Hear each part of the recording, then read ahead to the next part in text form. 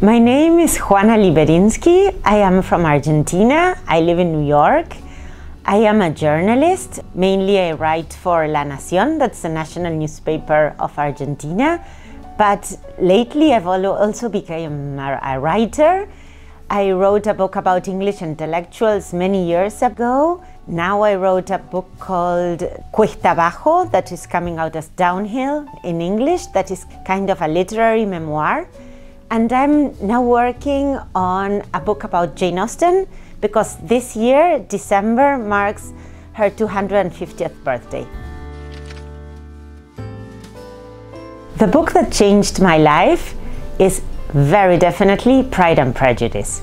I grew up in Argentina, and all I read at school, at least, were these stories about, well, mostly it was Argentine or Spanish literature or knights or whatever. Nothing resonated at all. But suddenly I discovered like this book. On one level, the story, of course, it's Jane Austen, Pride and Prejudice. Who doesn't want to fall in love? Then at school, I learned all of these other levels in which you could also understand it.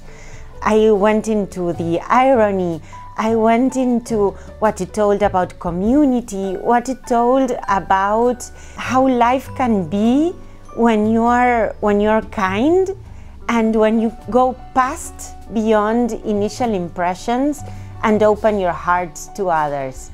So in every single level, it was a delight. And the good thing is that every time I read it, it's like meeting an old friend that continues to delight and you continue to discover new things. The word that could change the world. For me, it's super easy actually. It is kindness. I think that you have to do small things and of course do the great things, but even if you do the great things, don't forget the person that is right in front of you. And perhaps you won't change the world, but I am sure there is a chance that you might change the world for that person, even if it is for a very short while. And it's kind of something easy to do, and it is something that we should all at least give it a try.